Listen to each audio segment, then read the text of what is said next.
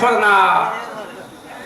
ये पढ़ना ये लिखना भाई मदरसा के पास।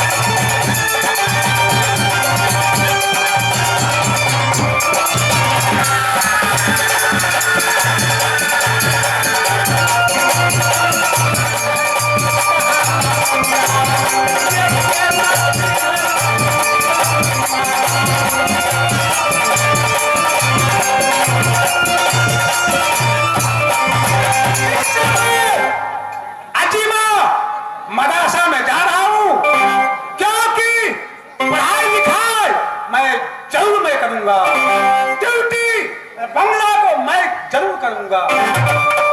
मस्जिद के ऊपर काम रख रहा है और बात क्या है वो किए यार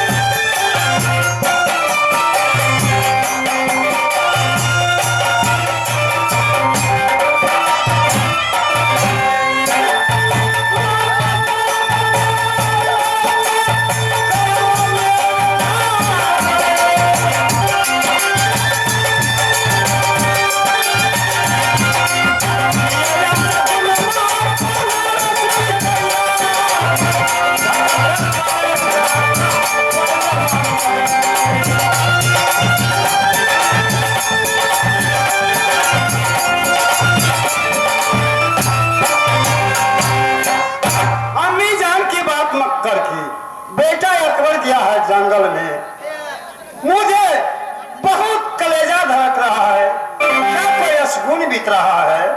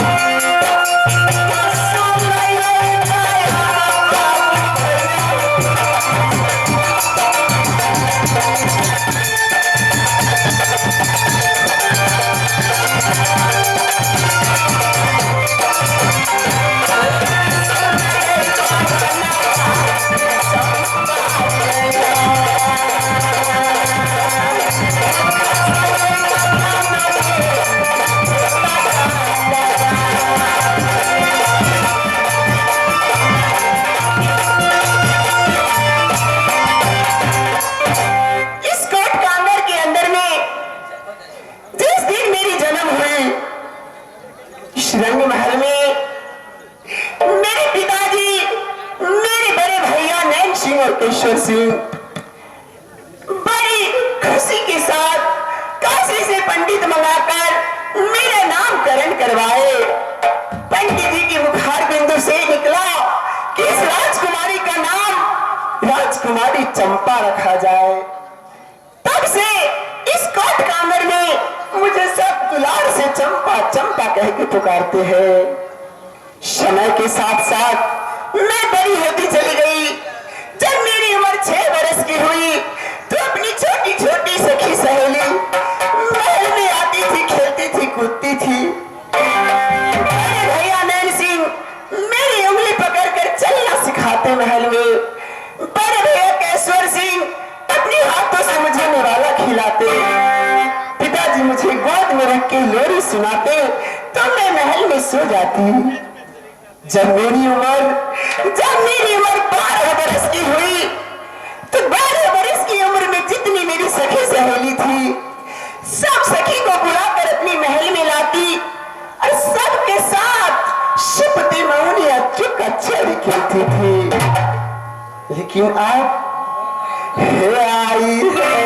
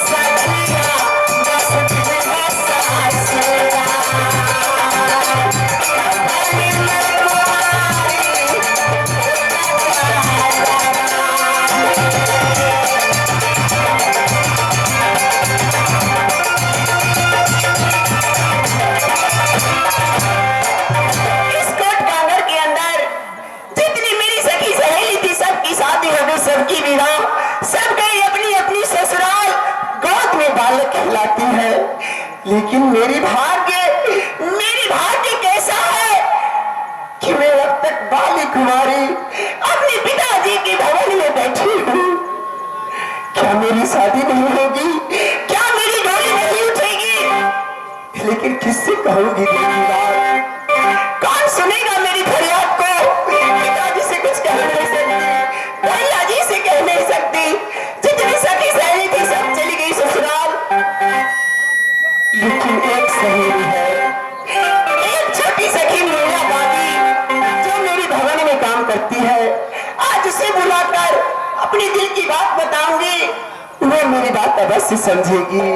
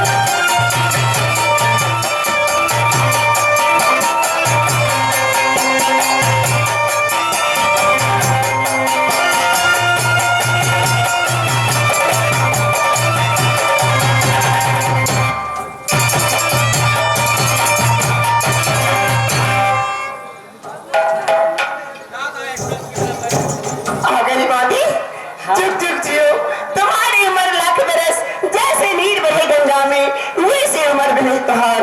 बादी कितनी देर से मैं तुझे आवाज लगा रही थी, चिल्लाते चिल्लाते मेरी गला दुख गई। तुम इस वक्त क्या कर रही थी महल में? देखिए महारानी,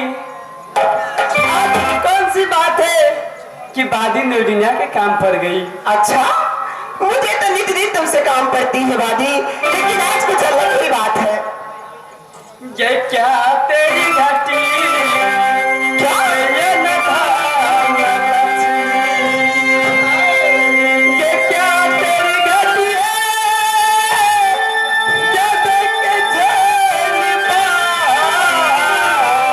नहीं बादी, ये क्या नया छतरी, हाथा ना मारे। ऐसी बात नहीं है। ये खुसला सुनाई महादेवी,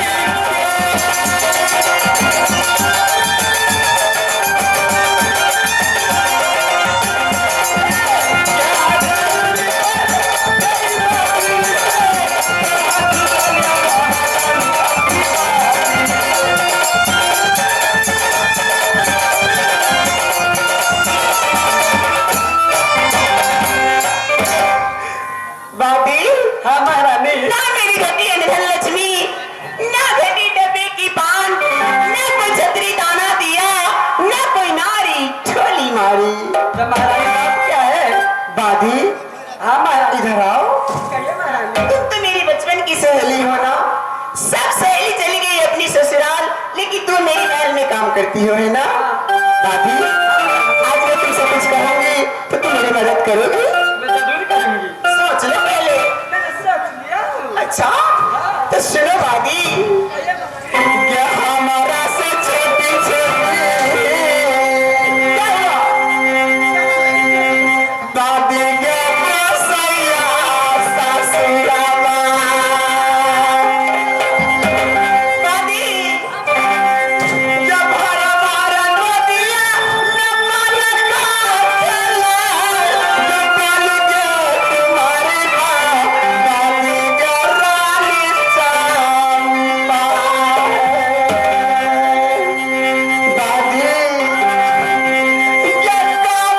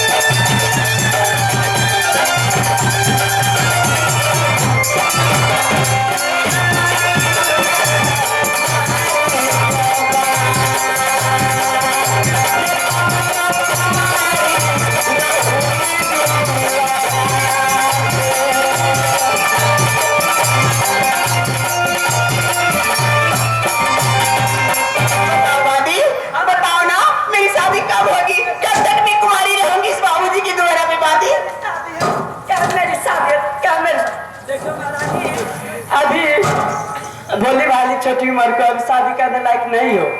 क्या क्या मैं शादी करने लायक नहीं हूँ? नहीं। भाभी मैं बहुत छोटी बच्ची नहीं रही, मैं तो बड़ी हो गई हूँ। नहीं छोटी हो। क्या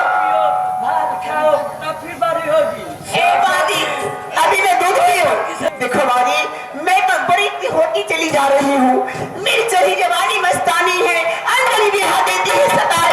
रात को जब सोने जाती हूँ पलंग पे तो काट की तरह चुपती जैसे रेगनी की काट हो। सारी सारी रात करवट बदल बदल के रातें बीतती है बाकी। तुम मेरी दर्द नहीं समझ सकती हो बाकी। क्या? आखिर कब तक ऐसा चलेगा? अभी देखो, अभी शादी कर लायक होगी तो अपने ही पिताजी शादी कर देंगे। मैं समझती हूँ तुम्हारी बात को। तुम्हारी शादी हो गई है, 3-4 बच्चे जन्म वाली हो। दादी ये क्या तेरा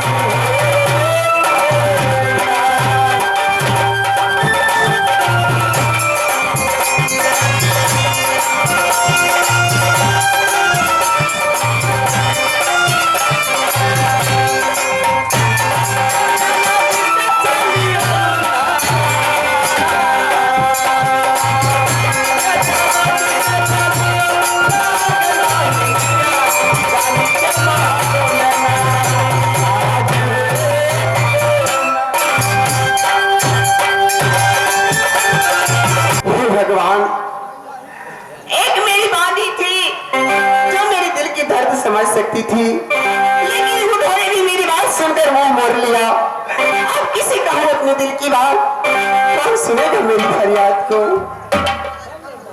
इस समय पिताजी और भैया जी अपने अपने शौक में भुलाए बैठे हुए कोट कांगन में, लेकिन मेरी ओर ध्यान नहीं देते।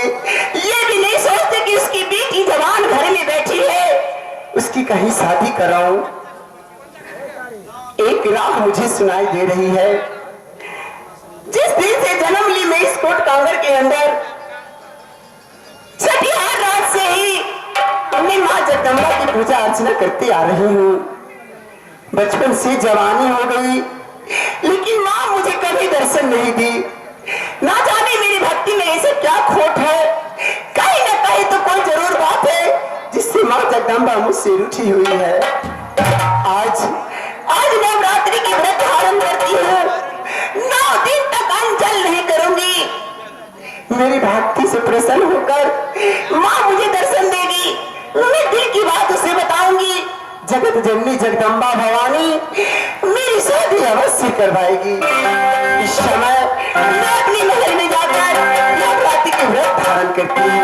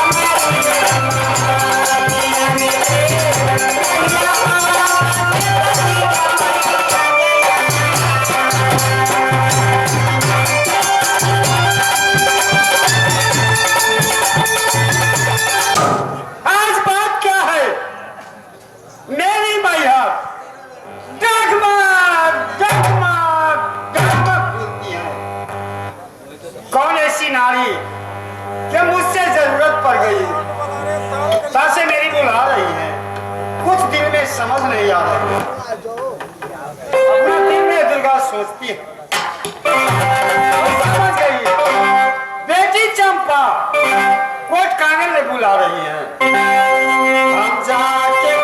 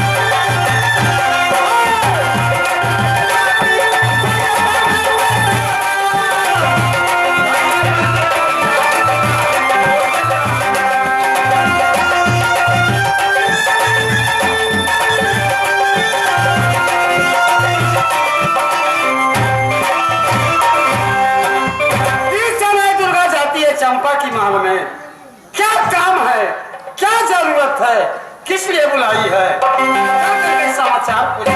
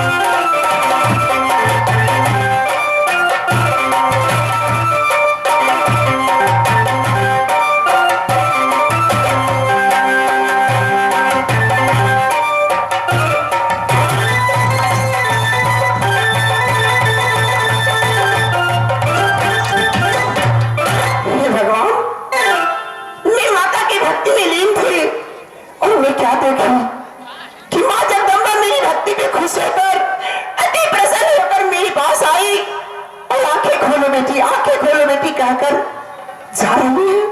मेरी आंखें नहीं खुली। हे माँ, मुझसे गलती हुई माँ, मुझे क्षमा करो, मुझे दर्शन दो माँ, मुझे दर्शन दो। बेटी चंपा,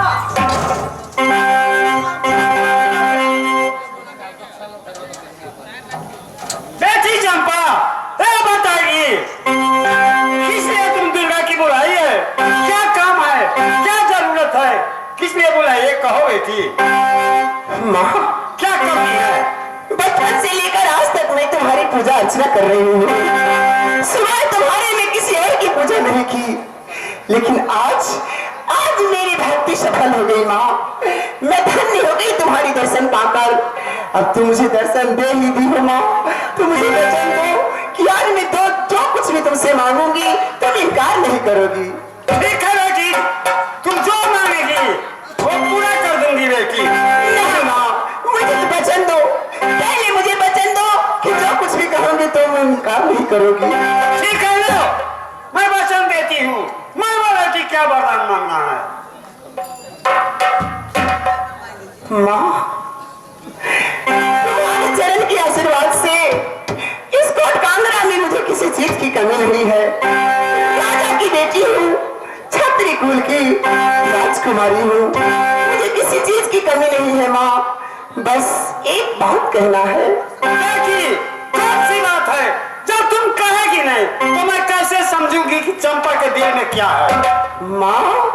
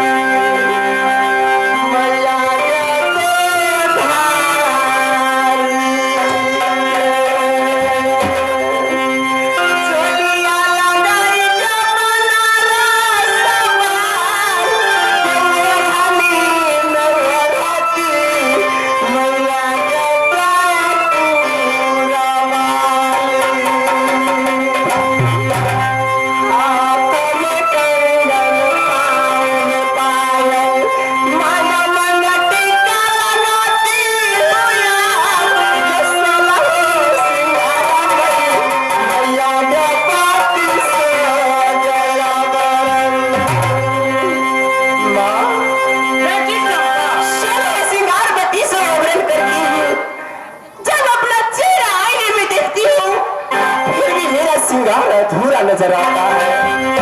पता है क्यों माँ? और खुदा की बात समझती है। क्या चिट्टा के